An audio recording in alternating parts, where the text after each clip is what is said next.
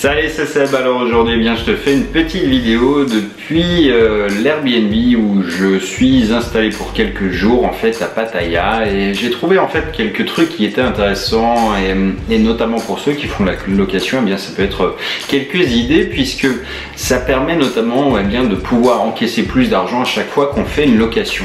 Alors Airbnb, ce qu'il faut savoir, c'est qu'aujourd'hui c'est devenu un marché qui est très concurrentiel en Europe du moins, et puis sur certaines zones touristiques comme Pattaya par exemple, et que la première des règles, c'est une règle de business, ça veut dire que ce qui compte maintenant c'est la différenciation. Parce que finalement, quand tu arrives ici, on est dans une résidence qui compte aller en gros à la louche 1000 logements. Peut-être qu'il y en a 100 ou 200 qui sont sur Airbnb. Et comment est-ce que tu fais voilà, pour être choisi si tu as un appartement, si tu fais exactement la même chose que tout le monde, au même prix que tout le monde, que ton appartement il est standard et qui ressemble à la même chose, comment est-ce que tu fais pour t'en sortir? Eh bien, il n'y a pas de mystère, c'est pas possible. Ça veut dire qu'en réalité, eh bien, les principes de marketing s'appliquent ici aussi, qu'il faut effectivement travailler sur la déco. Alors ici, voilà, tu vois, derrière, il y a un petit peu Big Ben, il y a une ambiance un peu, bon ils ont décoré un petit peu, je suis pas fan, mais bon, dans l'idée ça rappelle un petit peu Londres, un petit peu ce type de truc. Bon, c'est voilà, c'est un positionnement, peu importe que ça plaise ou pas, c'est pas ça qui compte, mais ça en fait du moins un appartement qui est différent. Et puis surtout, je me suis aperçu qu'il s'était beaucoup inspiré des choses qui fonctionnent dans les hôtels. Tu sais, les hôtels, il y a beaucoup d'éléments qu'on peut prendre chez eux parce que finalement ils ont travaillé un petit peu sur la question. Notamment la première des choses, en fait, si tu fais de l'Airbnb pour encaisser plus à chaque fois que tu fais une location, c'est tout bête, c'est de mettre une tip box. Alors ça veut dire une boîte, tu sais, comme dans tous les hôtels, elles sont généralement transparente avec un petit peu d'argent au fond pour inciter les gens à en laisser également. Et c'est vrai que c'est bête comme chou, mais ça marche parce que les touristes généralement avant qu'ils partent, ils vident leur poche parce qu'ils n'ont pas besoin de la monnaie locale. Et puis d'un autre côté, s'ils ont été contents pour des locaux, eh bien ils vont laisser également un petit pourboire. Donc ça mis bout à bout, ça fait toujours un peu de rentrée financière en plus. Après, il y a des choses qui existent également dans les hôtels et qui ont été mises en place notamment dans celui-ci. C'est pour ça que ça m'a donné cette idée de faire cette vidéo.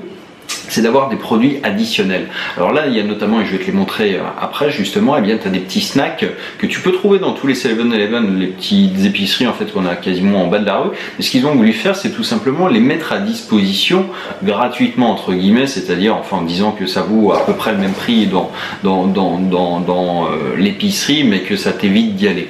Qui est en soi plutôt intéressant effectivement. Et de l'autre côté, tu as les produits de toilette qui ont été disposés, mais ils sont stampés avec un prix. Ça veut dire que si tu utilises la brosse à dents, le dentifrice, le shampoing, bref, va falloir les payer. Mais c'est pas idiot quand on y pense bien, parce que ça existe encore une fois dans les hôtels, pas dans tous les hôtels effectivement, mais moi je connais à Bangkok une ou deux chaînes qui fonctionnent comme ça, où ils te mettent voilà, bon, le principe du minibar tu le connais évidemment, donc ça marche, et ça marche toujours effectivement. Alors après faut aller faire le décompte de ce qui a été consommé et puis le billet, mais bon bref, c'est un peu une mécanique, mais pourquoi pas. Après pour les produits d'entretien, les produits de douche, les produits d'hygiène, ça c'est une excellente idée, parce que la plupart des gens quand ils arrivent ici viennent de se farcir un vol en avion, ils ont forcément pas tout pris avec eux, de plus en plus à cause des restrictions des compagnies sur les liquides, sur les trucs, enfin tu vois, tu préfères quasiment acheter quand tu arrives, et c'est plus simple, et c'est pour ça que c'est une bonne idée, parce que ça permet effectivement de grappiller un petit peu d'argent. Mais ils sont allés encore plus loin, et là je vais te montrer avec quoi. Il y a un petit panneau qui a été disposé sur un oreiller. En fait, ce qu'il dit ce panneau, c'est tout simplement que si ce produit il t'intéresse, tu peux toi aussi l'acheter. Elle a donné un prix qui est de 40 €. C'est un oreiller, les oreillers ergonomiques à mémoire de forme, etc. Et que tu peux l'avoir toi aussi. Et ça, je trouvais ça assez génial parce que je ne l'ai jamais vu nulle part ailleurs. Alors, on ne peut pas le faire avec tous les éléments du mobilier, évidemment, mais des petites choses comme ça, pourquoi pas? Parce que tu peux te dire que même pour un touriste, ça doit tenir dans sa valise et c'est plutôt une bonne idée. Mais pourquoi pas effectivement faire d'autres choses encore?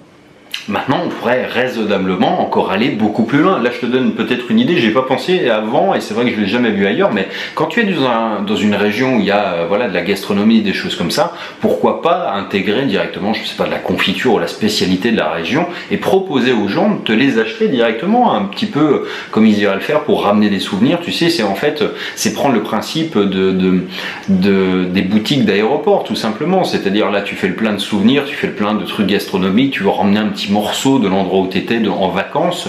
Et effectivement, ça peut fonctionner aussi, alors ça s'étudie. Et si c'est des trucs qui sont un petit peu, voilà, pas des trucs que tu vas trouver au Leclerc du coin, mais des trucs, je sais pas, une confiture artisanale par exemple, tu vois, je vais te donner un exemple, si je l'ai vu dans un hôtel, c'est justement à Campote, où en fait, eh bien, on te vendait la confiture qui était faite, c'était de la confiture de mangue, enfin tombée par terre, mais qui n'existe nulle part ailleurs. Et en fait, eh bien, les gens, ils avaient un dépôt, ils avaient quelques pots en stock et finalement qui vendaient et la personne qui les faisait venait recharger de temps en temps. Bref, c'était un business qui n'était pas idiot et qui marchait bien, et je pense que effectivement ça pourrait s'y prêter aussi pour de l'Airbnb. Tu peux faire un petit catalogue en fait des choses.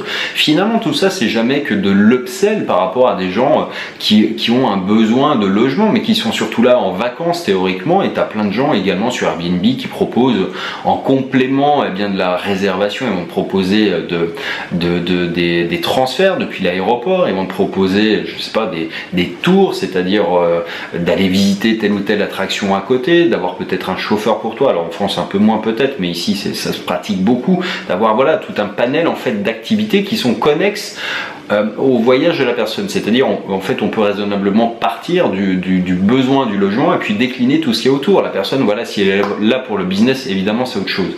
Mais pour des gens qui sont des touristes, c'est assez facile de les identifier, pardon, eh bien il y a plein de choses qu'on peut leur proposer en complément, et c'est un excellent moyen en fait d'augmenter le panier moyen à chaque fois que tu as une réservation, et puis surtout eh bien de proposer des choses que personne d'autre ne fait, et ça donne un excellent argument en fait quand on a à choisir entre deux appartements par exemple. Eh bien moi je prends de temps en temps, si j'ai vraiment, voilà, si c'est vraiment la même chose, s'il y a un petit truc en plus, je vais prendre celui qui a un petit truc en plus, et tout le monde fonctionne comme ça. Si toi aussi tu as des idées, bien n'hésite pas à les partager en commentaire, et je te dis à demain pour une prochaine. Ciao.